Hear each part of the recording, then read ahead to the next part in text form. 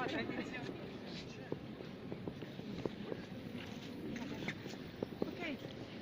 so those of you who would like to hear like general basic information about the cathedral, this cathedral is from the 19th century. They started to build it in 1818, they completed the building in 1858. Equally 40 years was needed to complete the whole building.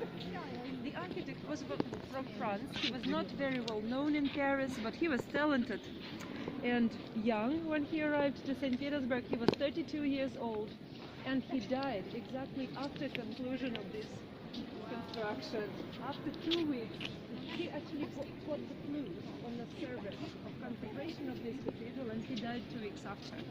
So by the age of 72, which is, by the way, is very old man for the 19th century, here in this climate, not so many people lived to this age.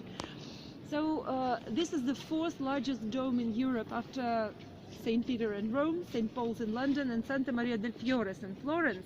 This is the fourth largest dome, and this is the only dome that was gilded in St. Petersburg only once, because the rest of golden structures we regild every 3 years because of the climate.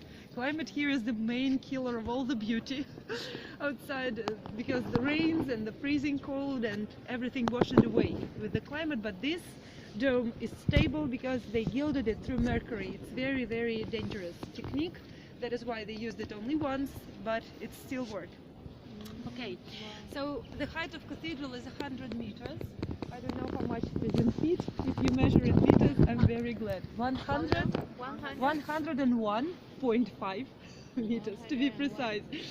Okay, and this cathedral we call the Museum of Semi-Precious Stones, because everything that you can see around you, these are all natural marbles, different types of minerals.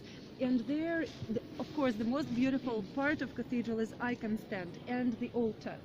This is the Orthodox cathedral. It looks like European church, but everything here is organized according to the Orthodox traditions, because you can see not the altar itself, but the icon stand. It's the wall that divides the cathedral into two parts. Behind the wall there is a sacred part where the God lives, yes? And here is the human world. That is why in Orthodox cathedrals you never see any seats, any pews or benches to sit down, because according in understanding of the Orthodox people, you don't have to feel yourself too comfortable in front of the face of God. You need to be humble, you need to stand, or you need to kneel in front of the face of God during the service. And the structure of the altar is always the same. You see the gates, which is the main entrance, and nobody allowed to get in but those who serve, yes, the priests and monks and everybody who are from the church. On the left from the entrance is always a virgin.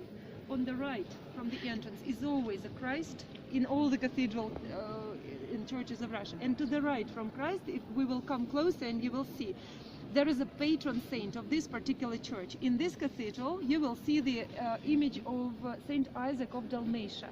Saint Isaac is the Greek saint because Christianity came to Russia from Greece in 10th century. And we worship and Greek and Russian saints, but not Catholic saints. The only one Catholic saint that we worship is two of them, Saint George and Saint Nicholas. They're both very important for us. Now I would like to tell you that here is the very center of the cathedral. It is marked with a little button in the center, the metal Christian cross. А тогда это был музей атеизма. Тогда доказывали, что Бога нет, что физика, химия, это все важно. Этот человек никуда не делся, он здесь в запасниках лежит в подвале, но теперь это...